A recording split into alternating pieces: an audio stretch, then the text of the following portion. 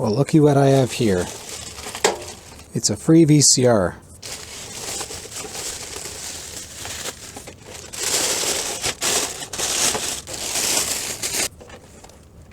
This has seen some things. This is one of those Toshiba Thompson partnership designs. I think the mechanism's Toshiba, the circuitry I think is Thompson Consumer. Branded under RCA. I think this also was branded under GE and ProScan. And yeah, this is Thompson Consumer Ear RCA. Got it for free on Marketplace. I think the person said he tried to change the belt and I guess maybe it got in a little over his head or something. Oh, what is this? Oh. It's black. Oh, is this the one that... Ooh. Okay, got the top cover out of the way so we can just focus on the machine. Yes, okay. So I'm guessing this went here? Yeah, because this is normally open for, I guess, heat dissipation for the controller chip. Yeah, Toshiba. We zoom in. Whoa, that was crazy. We zoom in here, it's a Toshiba chip. Oh yeah, and this belt looks like it's gone to goo here. You can kind of see that's stuck on there. So that was probably the initial problem. But this belt goes somewhere else. So getting to that, you're not going to be able to service this from the bottom no matter how much plastic you remove. But hey, you know what? Learning is trying things, right? I'm sure if I were to go back to all the things I tried to fix when I was younger and completely destroyed, but I'm not thinking about that. So otherwise, I did a video on a similar model to this. Actually, that one right there, which I've been using a ton. This is actually my favorite just daily use VHS VCR for scanning through tapes. As you can see, the cover's not even on it. It has that gimmicky Toshiba amplifier on top of the video head to get like lower noise and stuff like that. This one looks like a newer version of that. Looks like it's still got the amplifier on top of the video head. This is just a newer version of it. Of course, forehead hi-fi. It's got the same mechanism here, and I think the rotary mode encoder switch is just on the back there. But this is probably just going to need a new belt. I think that's all the one I have needed, was just a new belt. This door seems to not come all the way up, so this might just be not sitting correctly. The thing about VHS VCRs, when you're putting the front cover on, this door flap is not part of the mechanism, and you have to hold this open while you put this cover on. Because I think this doesn't even need screws. I think this just comes off like that. Like that. Flip this on its side. Yeah, and then we just got this one and this one. Doing this one-handed. There we go.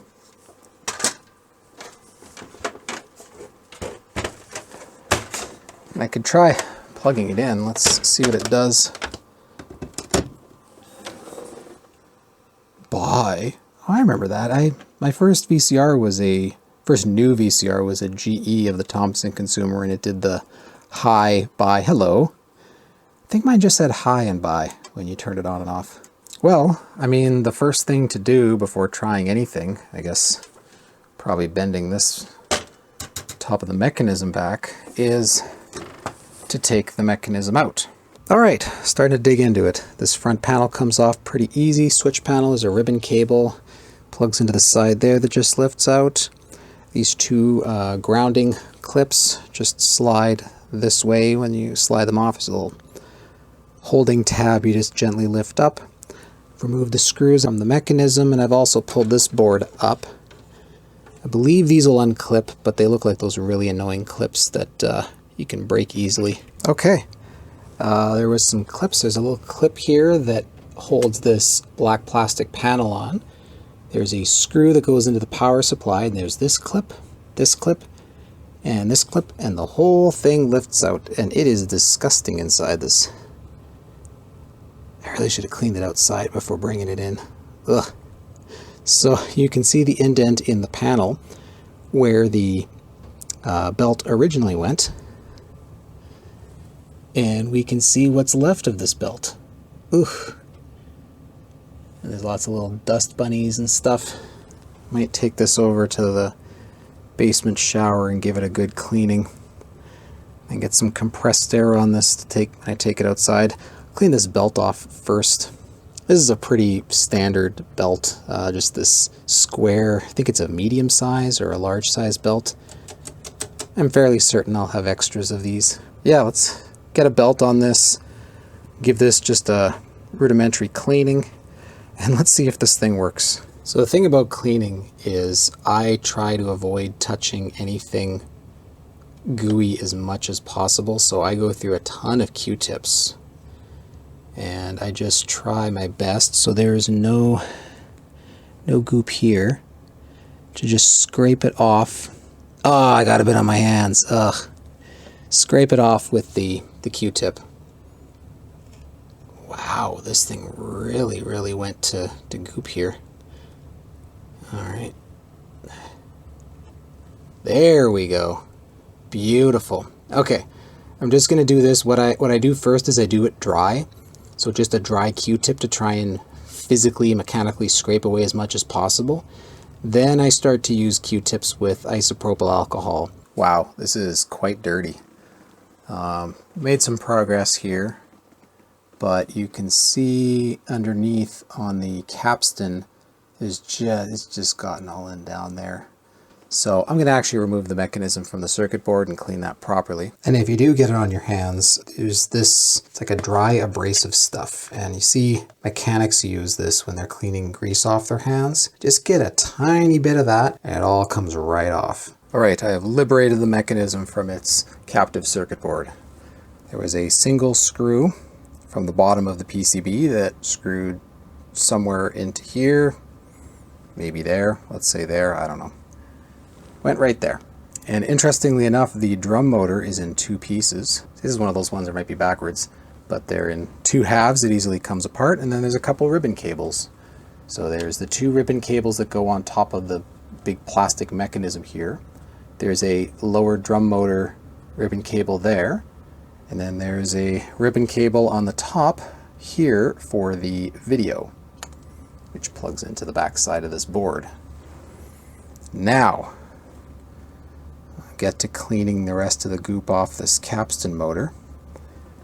And really, that's it. I mean, there's lubricant here, but it doesn't seem to have gone bad. Like this grease. It's a little chunky, but it's fine.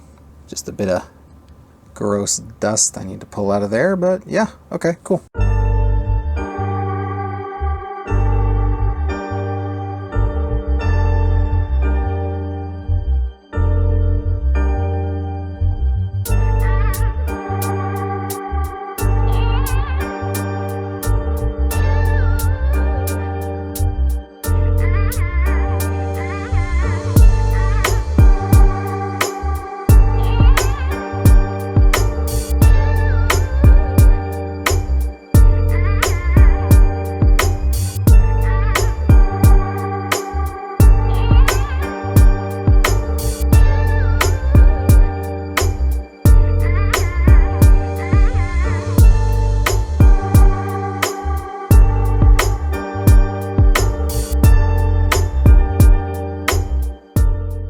There, look at that.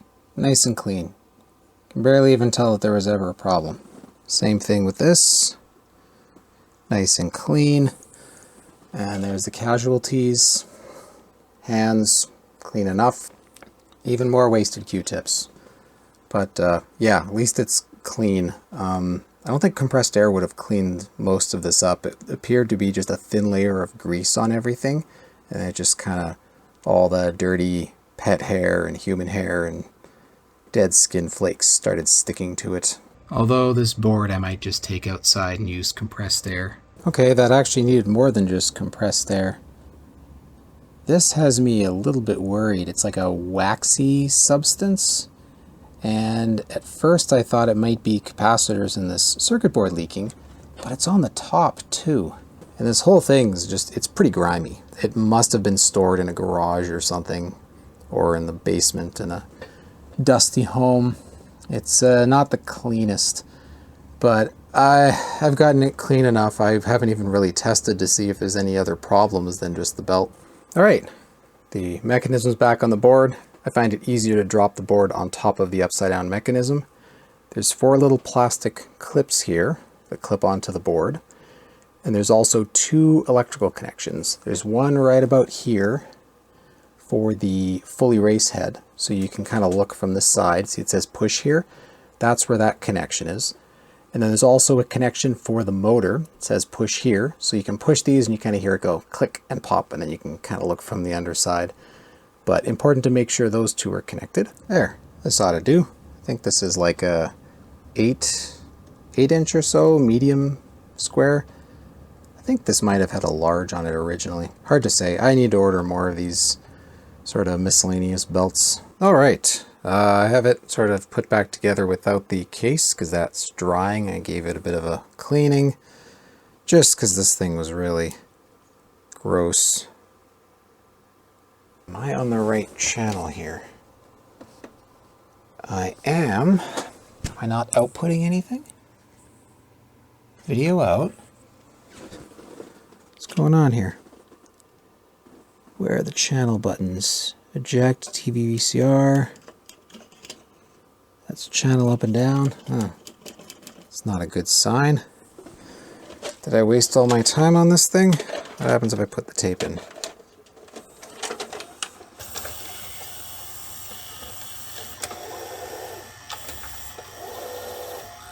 It's doing what it's supposed to do. Now play is stop play. That you had a little bruise of your big toe on the right foot. Is there a problem with the connection back here? Okay, let me get an RF connection out of here and see if I can get any picture. All right, just verifying that the tuner in fact does work on this. So you're the informer, Kendall. Now I will unplug my modulators and plug in. There it is. Plug in the VCR.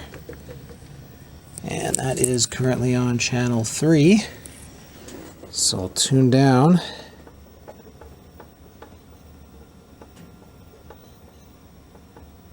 There's something. Do I have buttons on here? What do I... TV VCR, input. Input does nothing.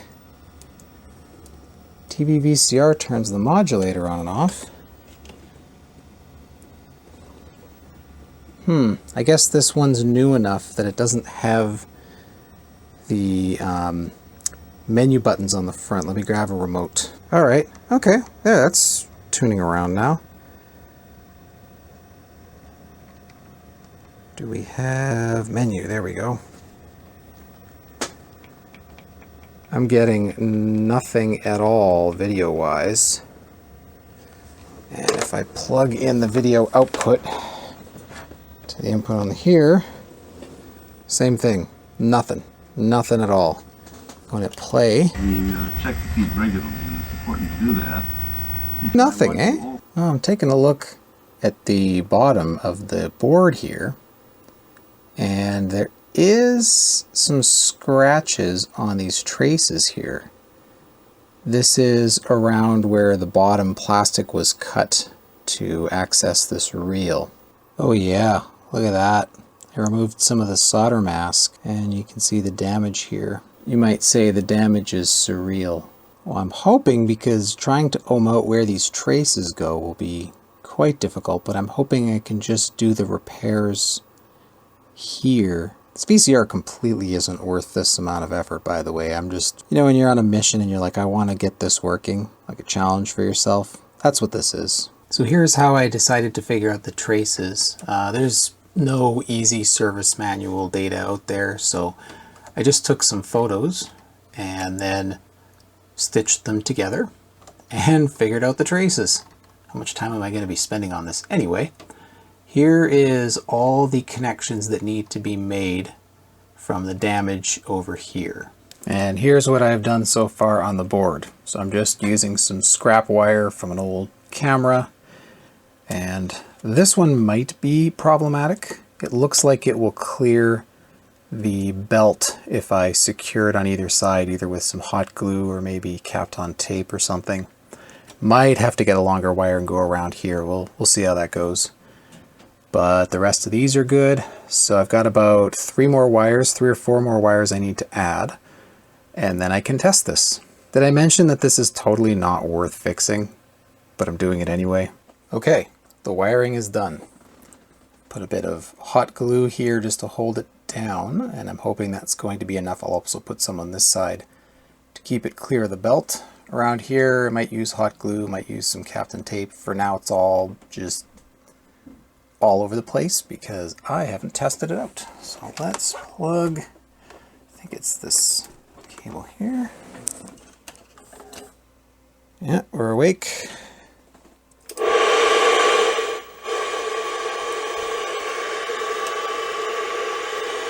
you have anything? Why look, it's Jan Sexington! Hey baby, I'm that guy. Here's TV VCR. Input, jack TV VCR. Ooh. There we go. What buttons do I have? Channel. Okay, well that's interesting. It's not, the tuner's not working. You saw that channel being passed through. That was channel 2. And it is going through here. This is the modulators, and this is the output to the TV. But it is modulating. What about the video output? We're over here. Let's plug this in. Video in. Yeah, it's working. Which one's power here? Stop, play. Now power's on this side.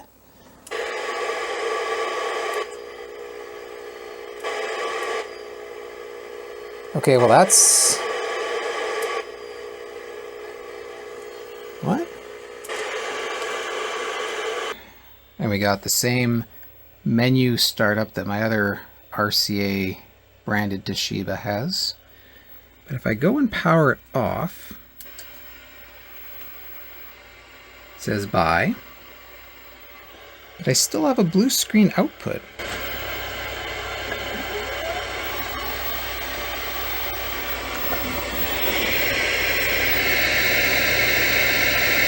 Now that's spinning.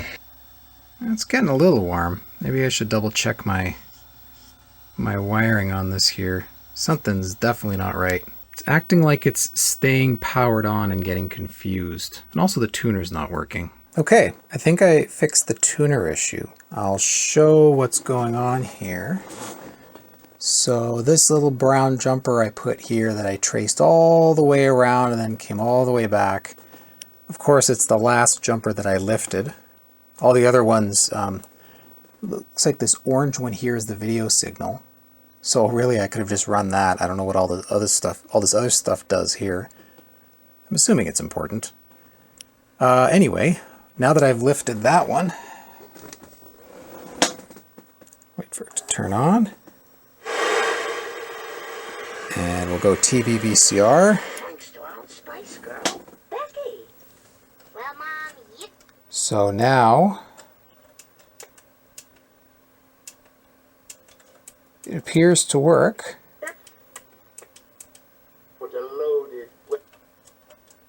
So the tuner's working. When I power it off, it comes back on. The RF modulator is off. If I do this, it's actually passing the channel through. But if I flip this over, it's also passing it through on the output here, the video out. And I'm assuming it's probably related to where this wire is supposed to go, this broken trace. Yeah, I don't get it. I ohmed out with a multimeter the path right where the trace, bear with the shaky camera, my apologies, I'm zoomed in here. But this pad right here is where this jumper went, and you can sort of see this broken trace going to it. Oh, don't unfocus you. Right there. And I metered that particular trace here, and it does go to here. But when I put this jumper wire there, it mutes the picture. When I connect it, after about a second, the screen goes blue and the audio gets muted. So it's triggering like the tuner low signal or whatever to the blue screen to essentially mute any bad reception. I don't know why, and removing this still hasn't fixed the VCR output, video output staying on this whole time, which it was doing even before I put these jumpers in, now that I think about it. So there's another issue in here, some other damage, and I can't see it with my eyes because I'm getting old. So at this point I'm just gonna glue this all back together, put the belt on, flip it upside down, and let's see if it actually plays a tape. Let's see if the heads are any good. Maybe the heads are toast. Just like a Crosley Cruiser. Okay, moment of truth. Got the RF output over there. Got the AV output going to the TV here.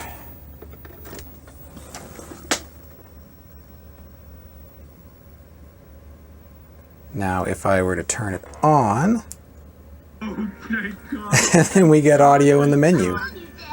I think, do I hit stop? How do I get rid of this menu? Just do that again. There we go. Okay. Channel up and down appears to work. I'll just leave it on the video input. And let's see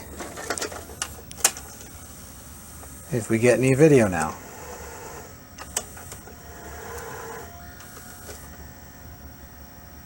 And we'll hit play.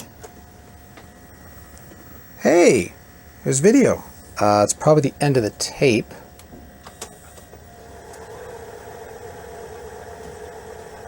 There we go.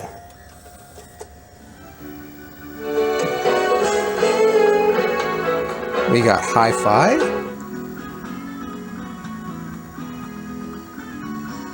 That's good. We got pause. Yeah, I think I remember this tape not being the best of SP tapes. It's fine. Do a rewind, scan. Oh yeah, I had recorded some garbage on the middle of this tape. By accident. Oops. Good. By treatment team members. It's a good sign. Let me grab an EP tape and we'll check the other heads. Alright, I think this tape I need to rewind a little. This is one of these random cheap Memorex tapes with a bunch of TV recorded on it.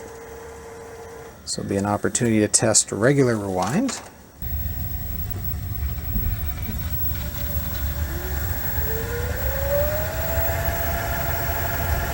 I'll hit display. Oh, cool. Oh, it's got a lot more detail here. Start length. Oh, it's got that, I don't remember what it was called, but it would record the TV information and store it based on the program. Westlife did a video on that technology. It's not hi-fi, but it sounds damn good. Oh, that's excellent sound. That's SLP. I didn't want to tell you until I believed. I mean, really believed. Really believed what, Philippe? I think we can break the curse. Yeah, it's impressive. I haven't cleaned anything in here. I guess now that I know this is working, I'll give the tape path a proper cleaning, button this thing up, and then, I don't know, give it away. I can't at good conscious charge even $1 for this thing. It is such a clusterfuck. So the way the display works on this, now that I've locked it to just the counter, it won't show anything else on the screen, including the channel. And then I think if I hit display again to turn it off, then it's permanently off. And I got nothing here. And then if I hit display again, like that. Now I've turned it back on, so it should shut off after a second. And then now when I change channel, it pops up. That's another thing I like about this machine and my other Toshiba made RCA. You can basically disable the display. So if I go display once, display twice, display again, now that's fixed, and display one more time. I have the counter on the front, which is perfect when you're going through old tapes. But if I go and hit play, there's no on screen. Really, really nice. I like how they did that. So based on the stamps in this tooling mold, it is July 1996. There it is, all put back together and cleaned. And just like every other machine like this, these mid-90s Toshiba made RCAs, they have this very dim amber display. As you saw without the front panel on, it's actually quite bright. It's like that aqua colored VFD, but they put this red cover over it, this very, very dark red lens to make it orange. It just makes it really dim. Got the cover all bent back into shape. The previous owner actually kept the screws, which is nice. Look on the bottom here. Unfortunately, there's a little bit visible here. The chunk of plastic that was cut out of here was missing these bits, so like it wouldn't have really covered this anyway, and it was all mangled. This screw which attaches this up to the mechanism on the other side and adds grounding was missing, so I just grabbed a random one that's too long but will work. But of course, here it is with the cover off, because I'm going to keep this. I really like these VCRs, this series mechanism, whatever you want to call it, and it's always good to have spares. This one seems to work quite nicely, aside from that weird issue where when I shut it off, the blue screen stays. And now that I think about it, I swear I've seen this on other VCRs in the past. I don't remember which ones or where, but it might have been a Toshiba, and it might have just been something that they did. So I'm not really going to worry about it if everything else is working just fine.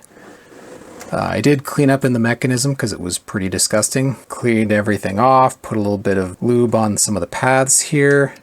Run a little smoother, cleaned all the heads, cleaned off the capstan, gave the pinch roller a good scrubbing. Didn't seem to be eating the tape, but it definitely needed a cleaning. It was pretty dirty. And here it is with the other 1994 model I have. The VFD's actually in better shape on this one. This one's got quite a few hours, both before I got it and since I got it. Although I do like this one for features a little bit more.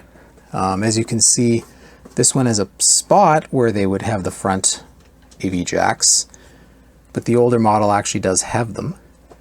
As well, it has a record speed button, so you can actually select the record speed, though I think you need a tape in to do that.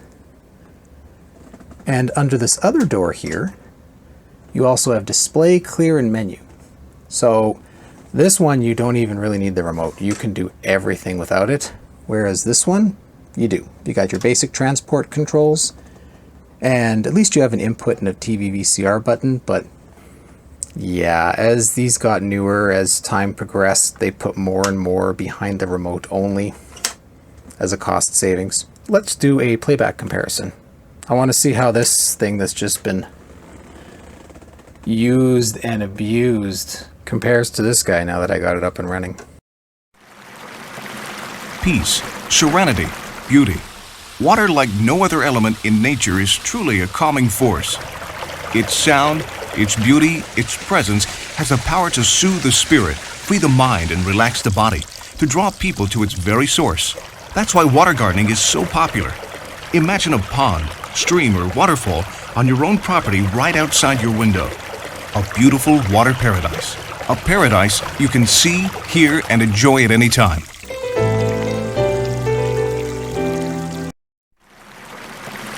Peace, serenity, beauty. Water, like no other element in nature, is truly a calming force. Its sound, its beauty, its presence has the power to soothe the spirit, free the mind, and relax the body, to draw people to its very source. That's why water gardening is so popular. Imagine a pond, stream, or waterfall on your own property right outside your window. A beautiful water paradise. A paradise you can see, hear, and enjoy at any time.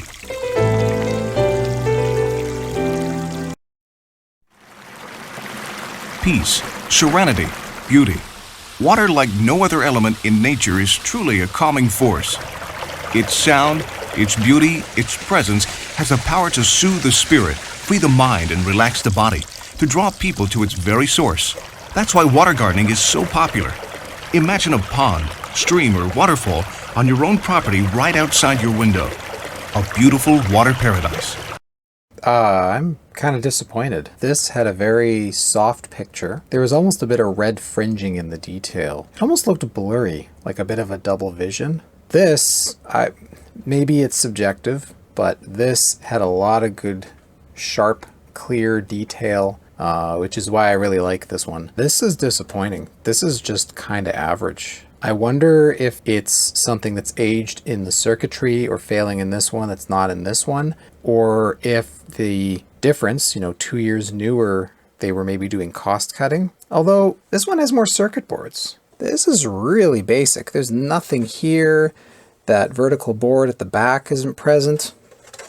And if I go and look at the 652, we got all this extra crap. So why isn't it as good? Or maybe objectively the picture on this is better. Maybe it's doing some sort of noise reduction, smoothing in the picture that might have looked better on a CRT at the time than this one. And I'm just subjectively preferring this machine. Hard to say. Let me know which one you thought was better. And I think I'm going to end it on that. Thanks for watching. We've decided on a free-form shape for our pond. Other shapes you might consider are kidney, square, rectangular, round, or Dignity.